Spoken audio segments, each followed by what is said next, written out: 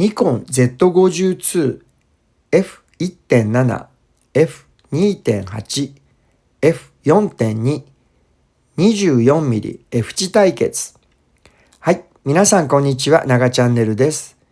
10月にニコンから新しい DX 用大口径ズームレンズニッコール ZDX16-50mm F2.8VR が発売になりました。F2.8 投資の第三元レンズと同じ F 値で価格は10万円を超えています。APS-C 用のレンズで F2.8 の F 値が有効な場面はどんな時か調べてみます。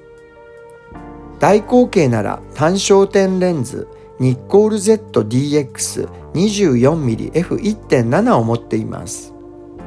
24mm 限定ではありますが、開放 F 値は 1.7 です。キットズームレンズニッコール ZDX16-50mm F3.5、6.3 は 24mm の時の開放 F 値が 4.2 です。そこで単焦点レンズの F1.7、少し絞って F2.8、キットズームの F4.2 で取り比べを行い、F 値によってどんな違いがあるか検証します。ボディはニコン Z52 です。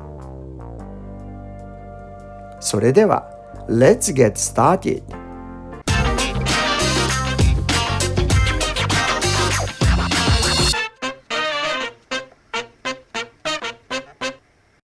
ながチャンネル。1、もみじと前ボケ。赤く色づいたもみじの手前に緑の葉っぱを配置してみました。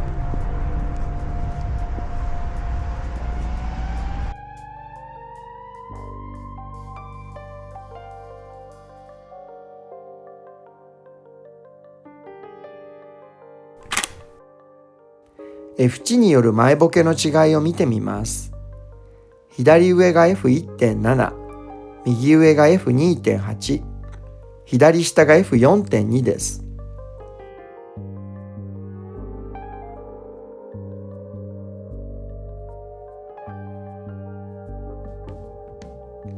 F1.7 と F2.8 はいい感じにボケています。F4.2 だと葉っぱのボケが足りないです。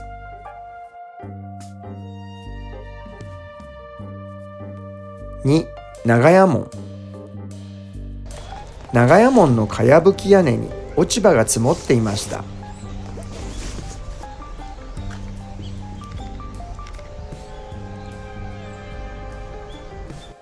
普通は F8 ぐらいまで絞って撮る場面ですが、絞りを開いて解像感を見てみます。左上が F1.7、右上が F2.8、左下が F4.2 です。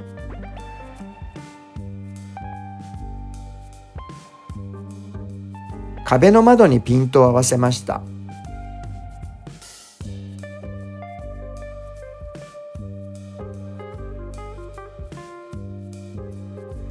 F1.7 でも手前の植栽に積もった落ち葉まで改造しています。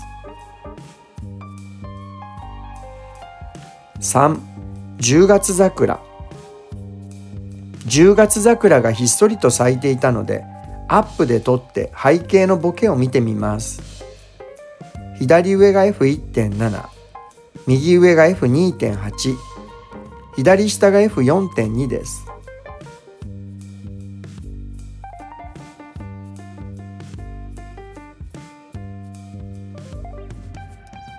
F1.7 が一番きれいにボケています。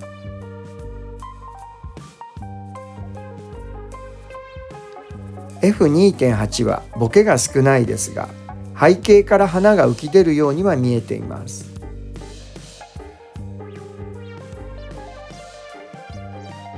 F4.2 だとボケが少なく、花が枝に埋もれてしまいました。ながチャンネル。4、玉ボケ。玉ボケが出るように工夫してみましたが、木漏れ日がうまく玉ボケになりませんでした。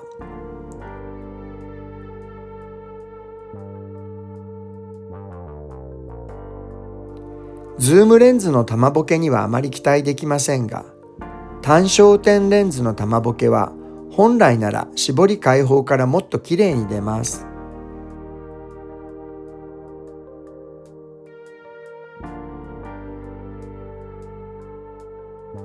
3枚の中では F2.8 のボケが一番いいと思います。同じレンズ同士でイルミネーションの玉ボケを撮影した動画があります。概要欄にリンクを貼っておきますので参考にしてみてください。5、もみじの前ボケ。逆光で輝くもみじと手前にもみじの葉の前ボケを大きく配置しました。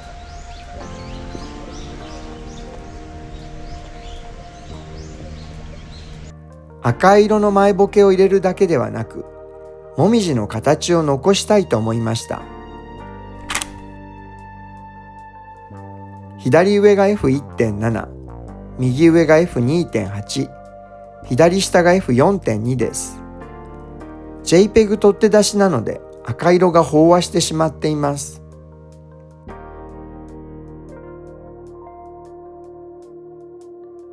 F1.7 は前ボケのもみじの形がわからなくなっています。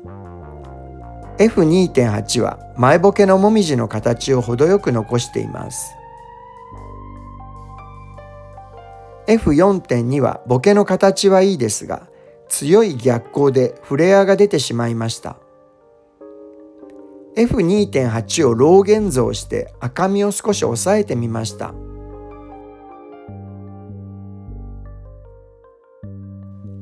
赤い色をきれいに出すのは難しいです。6、鉄瓶。かなり暗い部屋の中での撮影になります。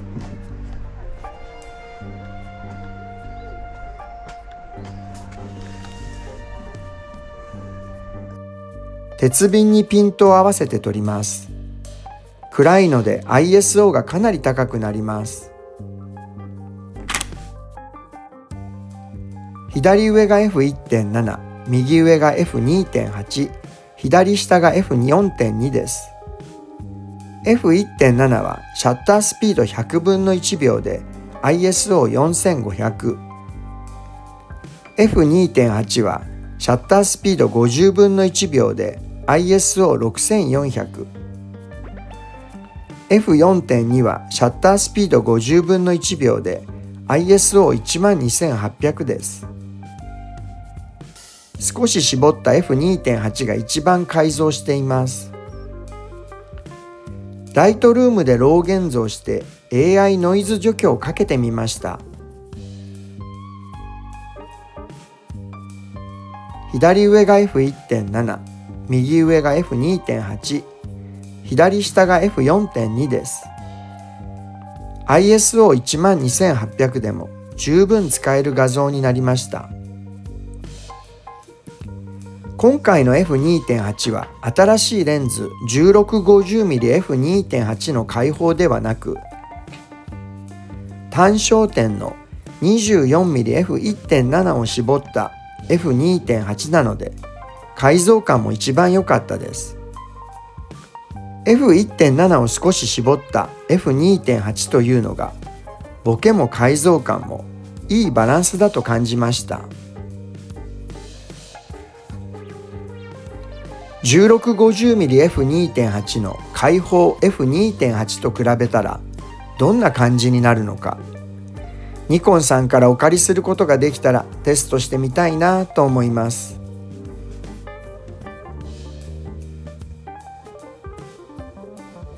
次回の動画までぜひチャンネル登録をしてお待ちください。ご視聴ありがとうございました。